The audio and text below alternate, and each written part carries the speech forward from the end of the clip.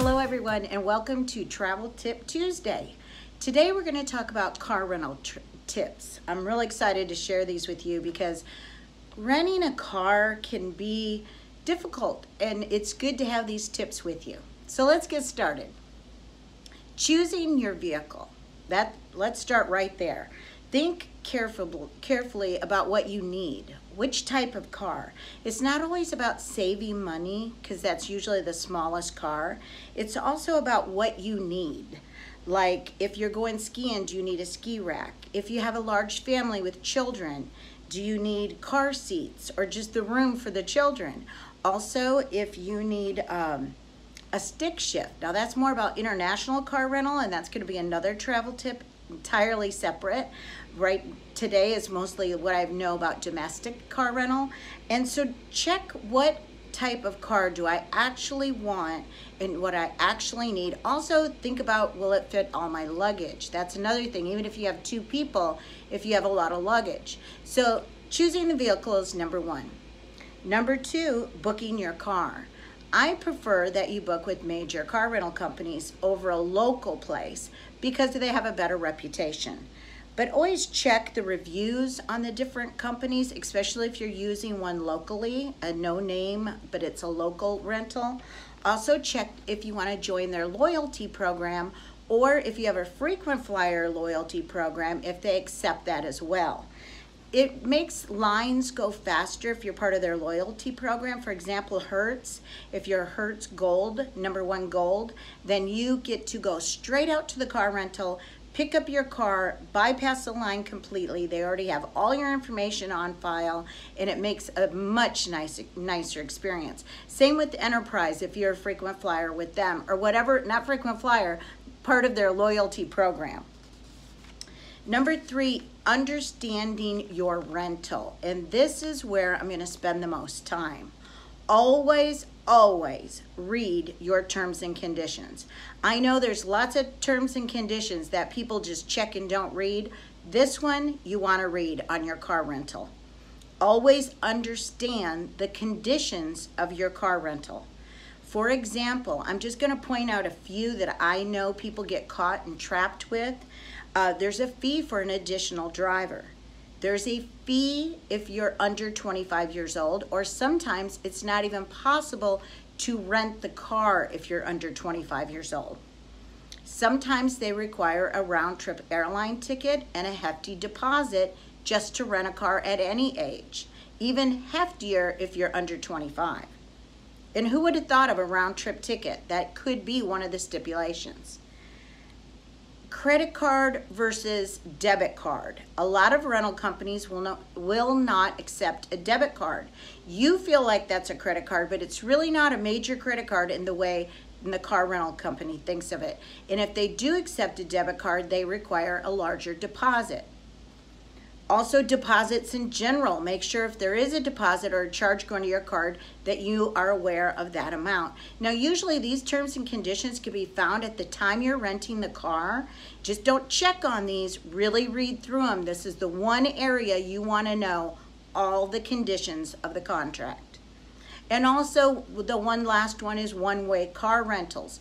If you're doing a one-way car rental, there's usually a drop-off fee attached to that, so you want to be prepared for that as well. And that brings me to number four, which is the true cost of your car rental. Buyer beware of that price that you see, the rate shown up front, because actually once everything's added to it, it could be double that what you're actually paying. And here's some of the things, and some of these are repeats, that could be added to that rental. First of all, you're going to have state and local taxes added.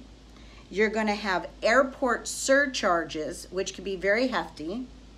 You know, when you see those big rental centers where all the car rental companies are in one place, some cities have that, you're paying for that. Also, additional driver fee, like I talked about before. Insurance, which I'll talk about even more. Gasoline charges, and those drop-off charges I talked about earlier. So make sure, because that right there could double the amount you thought you were going to pay for your car rental rate with just these additional fees that you have no choice, but you have to have. You know, car rental companies are like the airlines. It's a yield management that shows the price, what it's going to be. If there's a popular event going on in town that has the city pretty busy, those car rental companies could be up to 5-6 times higher than their normal daily rate because of the event. It's supply and demand. They know when you need a rental car, and that price could be higher because of it. So now let's talk about tip number 5, at pickup time. At pickup time, here's a couple things. On your first day of rental, if you're going to go from the airport to a hotel close by, maybe don't rent the car that day that you arrive at the airport, and pick it up the next morning. Allow yourself a little extra time and save 1 day rental. Or even to save a little more, maybe on airport surcharges, if your hotel's downtown that first night, maybe arrange for a pickup at a downtown location so you don't have those airport surcharges. If you have personal insurance, personal car insurance, check with them before you're renting a car to see if they cover the collision damage waiver for a rental car.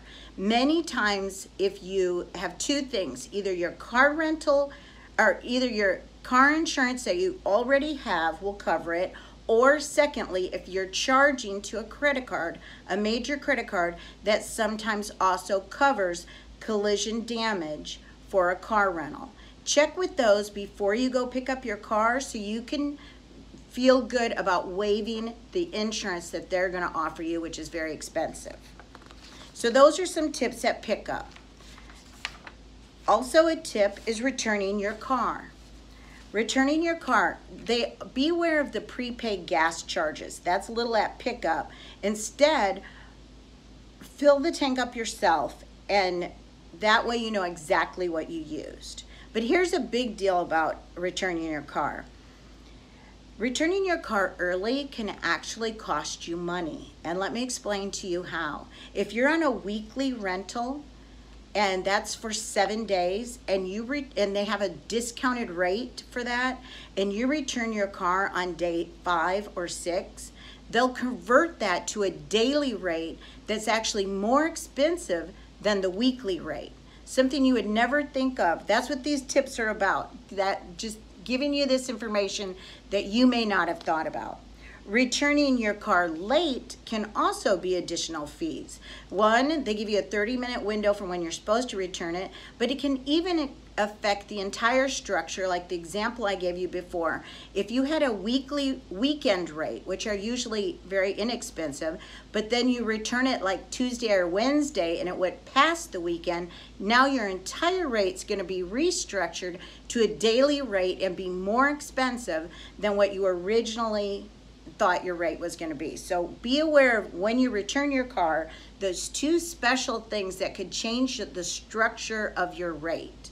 Again, this would be listed in your terms and conditions. So just check everything, read, and make sure you understand it. And if you don't, be sure to ask them at the pickup any questions so you get the clear, direct answer.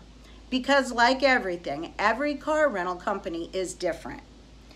The last tip about returning your car is always check for your personal belongings. I was a victim of that once, especially your cell phone chargers, anything that you might have gotten comfortable with in that car, be sure not to leave it. And then lastly, any return deposit. If you are due a return deposit or any deposit upon return you're supposed to get back, check on that, reconfirm that after you get home that you actually did get that deposit. So those are my tips for you for car rentals. I hope they were useful, and thank you.